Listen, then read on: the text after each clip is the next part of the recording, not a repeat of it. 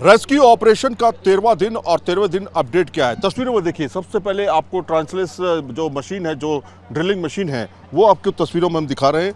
ये देखिए मशीन जो है आगे बढ़ रही है, आगे जा रही है और इसको ऐसा लग रहा है कि पहाड़ के रास्ते इसको यहाँ से ले जाया जाएगा। तो ये तस्वीर जो कि ट्रांसलेट मशीन है, बाकायदा यहाँ पर इस एक मशीन अंदर मौजूद है जो कि बाकायदा जिससे ड्रिलिंग का काम किया जा रहा है। वहाँ पे वीके सिंह देखिए, दूसरी तरफ वीके सिंह देखिए, केंद्रीय मंत्री वीके सिंह जो हैं वो अभी डिस्कस करते हुए बाहर आ रहे हैं। पैदल उनको देखा जा सकता है। अभी वो मशीनों के पीछे छुप चुके हैं और मशीनों के पीछे चले गए हैं।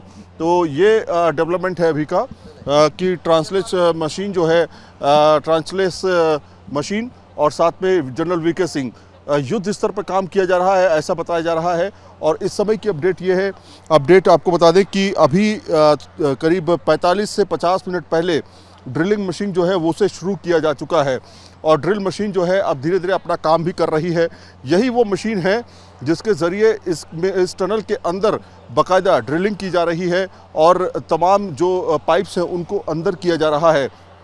लगातार जो है अब फोकस इस बात को लेकर के है कि जो दूरी है उसको कंप्लीट कर लिया जाए जल्द से जल्द, ताकि किसी भी तरह का रोड़ा ना अटके। यहाँ पे आप देखिए जो केंद्रीय मंत्री है वो यहाँ से निकल रहे हैं गाड़ी से अपने, और यहाँ से हर पल पल की खबर वो जो है ले रहे हैं। तो इस तरह का अपडेट है कि ट्रांसलेट मशीन जो है वो बाकायदा यहाँ पर एक एडवांस में मौजूद है। अगर किसी भी तरह की कोई भी दिक्कत होती है तो रिप्लेस उसको किया जाएगा और अगर नहीं दिक्कत होती है तो कहीं ना कहीं पाइप्स को जो है अंदर तक पहुंचा दिया जाएगा और इस मिशन को पूरी तरीके से कामयाब कर लिया जाएगा। देखिए कोई भी ऑपरेशन होता है तो वो अपने तरीके से उसको अंजाम दिया जाता है, उसमें बहुत सारे उतार चढ़ाव देखने को मिलते हैं और यही हुआ इस मिशन में। आप एक्सक्लूसिव बातचीत जो सुन रहे थे, दरअसल वो ड्रिलिंग इंचार्ज हैं जो कि अंदर जो ड्रिलिंग चल रही है उसके बाकायदा वो इंचार्ज हैं, उन्हीं की देखरेख में पूरी ड्रिलिंग जो है वो चल रही है।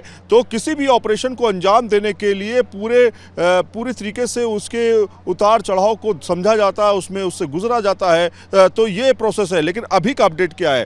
अभी का अपडेट ये है कि आज 13वां दिन है और 13वें दिन में क्या क्या प्रोग्रेस हुआ है वो ये कि करीब 48 मीटर पाइप अब अंदर जा चुका है, मशीन चल रही है। सबसे अच्छी बात यह है कि अब मशीन जो है वो चलने लगी है। कुछ ही देर बाद माना जाता है कि 51 मीटर जो पाइप है वो अंदर चला जाएगा। 51 मीटर इसलिए आसानी से अंदर चला जाएगा क्योंकि 46 मीटर के बाद जो है पाइप में 5 मीटर की जो सर्वे किया गया 5 मीटर का, उसमें पाया गया कि कोई भी अड़चन नहीं है, किसी भी तरह का ऑब्स्टिकल नहीं है, किसी भी तरह के व्यवधान नहीं है, किसी भी तरह के सरिया नहीं है, तो आयरन रॉड नहीं है। तो इस तरह से ये पूरा समझा गया कि अंदर अब कुछ ऐसा है नहीं अगले 5 मीटर में, तो वो पाइप अब आसानी से अंदर जा रहा है। 51 मीटर के बाद सिर्फ रह जाएगा, अगर टारगेट की बात करें तो उनका टारगेट है 57 मीटर, लेकिन ये मान के चल रहे हैं कि 60 मीटर होना ही चाहिए क्योंकि इधर भी यानी इस छोर में भी और उस छोर में भी जहाँ पर मजदूर फंसे हुए हैं उस छोर में भी थोड़ी सी गैपिंग आपको देनी होती है ताकि कोई भी व्यवधान हो तो आसानी से उस पूरे स्पेस को इस्तेमाल किया जा सके। और उसके बाद जैसा कि डेमो अभी आपने थोड़ी देर पहले देखा होगा कि बाकायदा एनडीआरएफ ने इसको लेकर के एक डेमो दिया है जिसमें एनडीआरएफ ने दिखाया है कि किस तरह से हम अपने मजदूरों को बाहर निकालेंगे। बाकायदा एक ट्रॉली के जरिए, एक स्ट्रेचर के जरिए जिसमें पहिए लगे हुए हैं, उस स्ट्रेचर को अंदर डाला जाएगा और दोनों तरफ से उसमें रस्सी बांधी गई है तो उधर खींच भी लिया जाएगा। मतलब एक मजदूर को इधर खींचा जाएगा जिसमें करीब 2 से 3 मिनट लग सकता है और उसके बाद उसको वापस खींच लिया जाएगा ताकि दूसरे मजदूर को उसी में बैठा करके लेटा करके इधर लाया जा सके। तो इस तरह के मेथड को अपनाया गया है। आपको बता दें कि मैंने खुद उस पाइप के अंदर, 2 तरह के पाइप के अंदर मैंने अंदर जा करके एक्सपीरियंस लिया है कि ये कितना मोटा पाइप है, क्या एक व्यक्ति इस पाइप के अंदर मूवमेंट कर सकता है या नहीं कर सकता है। तो इस तरह से मैंने खुद बाकायदा इसके पाइप के अंदर जा करके ये एक्सपीरियंस लिया कि क्या अगर व्यक्ति को सीधे निकलना हो या एड़ी के जरिए अगर आगे आना हो तो क्या वो निकल सकता है। तो बिल्कुल वो इतना स्पेस उसके अंदर रहता है। तो 900 डाया का पाइप है और 800 डाया का पाइप जो है उसके अंदर बाकायदा मैंने मूवमेंट किया। लेकिन जो अब प्रोसेस अपनाया गया है वो ये कि बाकायदा एक स्ट्रेचर है, उसके में पहिए लगे हुए हैं, वो अंदर डाल करके एक करके सारे मजदूरों को निकाला जाएगा। अब सवाल उठता है कि कितने देर में एक मजदूर मजदूर कितनी देर में निकलेगा। अगर 2 मिनट लगते हैं तो एक मजदूर को 2 मिनट अगर लगते हैं तो कुल मिलाकर के 41 मजदूर यानी 82 मिनट का समय जो है टोटल लगेगा इस पूरे ऑपरेशन में, जब वह मजदूरों को निकाला जाने लगेगा। अगर एक मजदूर को 5 मिनट लगते हैं तो काफ़ी समय लग सकता है 41 मजदूरों को एक एक करके बाहर निकालने में। अब ये भी सवाल है कि कौन से मजदूर सबसे पहले निकाले जाएंगे। सवाल ये भी है कि कैसे निकाले जाएंगे, जो मैंने आपको बताया, लेकिन कौन से मजदूर सबसे पहले निकाले जाएंगे उसका ये जवाब है कि जिनकी हेल्थ जो ठीक नहीं रही होगी उनको सबसे पहले निकाला जाएगा, क्योंकि मेडिकल प्रायोरिटी उनके लिए सबसे ज़्यादा है, तो उनको निकाला जाएगा। और इसी रास्ते के ज़रिए मैं आपको थोड़ा सा रूट दिखा देता हूँ। ये आप जो देख रहे हैं यहाँ पर बैरिकेड लगा हुआ है। थोड़ा सा आपको रूट दिखा देते हैं किधर से एम्बुलेंसेस जाएंगी और कहाँ तक पहुँचेंगी। इस रूट से एम्बुलेंस एंटर करेगी, एक एक एम्बुलेंस को जो है अंदर डाला जाएगा, अंदर भेजा जाएगा, और ऐसे ये पूरा रूट जो है इसको बनाया जाएगा। और यहाँ पर आप देख रहे हैं धीरे धीरे अगर आप बढ़ते हैं आगे तो यहाँ पर आपको टनल नज़र आ रही होगी जिसके अंदर मजदूर जो हैं फंसे हुए हैं। तो यहाँ पर जहाँ पर टनल है वहाँ पर एक एक एम्बुलेंस जाएगी। एक एक एम्बुलेंस को बाकायदा उसमें तमाम चीज़ें हैं, तमाम इक्विपमेंट्स हैं, उनको अंदर एम्बुलेंस में डाला जाएगा और एक ग्रीन कॉरिडोर बनाया जाएगा। एक ग्रीन कॉरिडोर जो कि यहाँ से शुरू होगा और सीधे अस्पताल तक होगा, वहाँ तक एक ग्रीन कॉरिडोर बनाया जाएगा। एक एक करके लाइन से सारी जो एम्बुलेंसेस हैं वो लगेंगी और फिर सीधे मूवमेंट उनको करा दिया जाएगा। ये माना जा रहा है कि इसमें देर रात ये ऑपरेशन होगा। देखिए यहाँ पर एनडीआरएफ, एसडीआरएफ, आपको तस्वीरें भी दिखाता चलूंगा कि एनडीआरएफ की तस्वीर आप देखिए, जहां पर एनडीआरएफ लगातार वहां पर डेमो कर रहा है। एक डेमो की वीडियो भी सामने आया 1 मिनट 30 सेकंड का, जिसमें वो बाकायदा एक ऑपरेशन करते हुए दिखाई दे रहे हैं। यहाँ पे आप देखिए 3 पाइप आप जा रहे हैं, ये हलचल देखिए, 3 पाइप और जा रहे हैं ताकि अगर पाइप की ज़रूरत हो तो तुरंत पाइप जो है प्रोवाइड किया जा सके।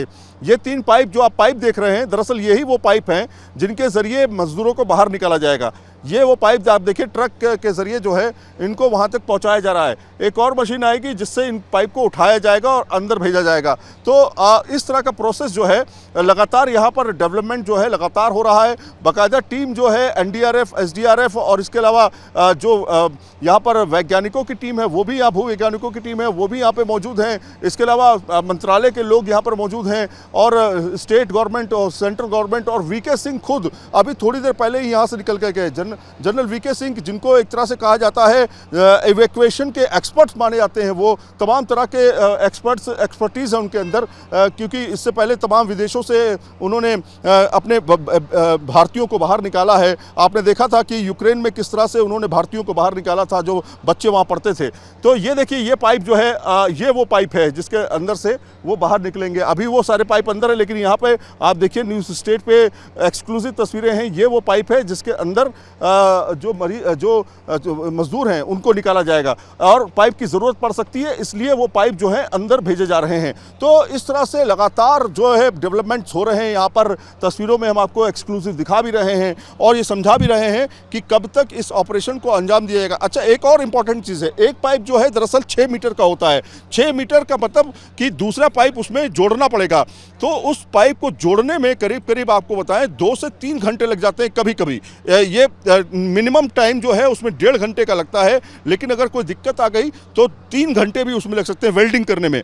उसको वेल्ड करना ज़रूरी इसलिए है कि वो पाइप कहीं टूटे ना, इसलिए बहुत मजबूत तरीके से उसको वेल्ड करना पड़ता है, क्योंकि वो बहुत ही हार्ड पोजीशन में जा रहे हैं जिस पर दबाव भी काफ़ी ज़्यादा है, इसलिए टूट ना सके वो, इसलिए ऐसा किया जाता है। तो कुल मिलाकर के जो समय है वो फिर मैं कहूँगा कि 6 से 7 बजे के तक जो ये पाइप है अंदर चले जाएंगे। अब जब पाइप अंदर चले जाएंगे तो क्या मजदूर बाहर आ जाएंगे? ऐसा नहीं है, तुरंत मजदूर नहीं आएंगे बाहर। बाकायदा जो एनडीआरएफ के 2 जवान हैं वो उस पाइप के ज़रिए अंदर भेजे जाएंगे, उस साइड में जिधर मजदूर हैं वो भी पाइप के ज़रिए जाएंगे। देखिए एनडीआरएफ बहुत खतरनाक काम करते हैं, वो भी पाइप के अंदर से ही जाएंगे, उस पोजीशन में पहुंचेंगे जहां पर बाकायदा वो मजदूर मौजूद हैं और वहां पर से एक एक करके ट्रॉली जो बनाई गई है एक तरह की स्ट्रेचर की, उस पर लिटा करके उनको वहां से भेजेंगे। तो जब सब चले जाएंगे मजदूर, उसके बाद वो खुद जो एनडीआरएफ के जवान हैं वो खुद आएंगे, यानी कि उनको सुरक्षित निकालने के बाद। तो ये एनडीआरएफ का काम है, आप समझिए। तो इस तरह से इवैक्यूएशन प्लान जो है वो पूरा किया जाएगा।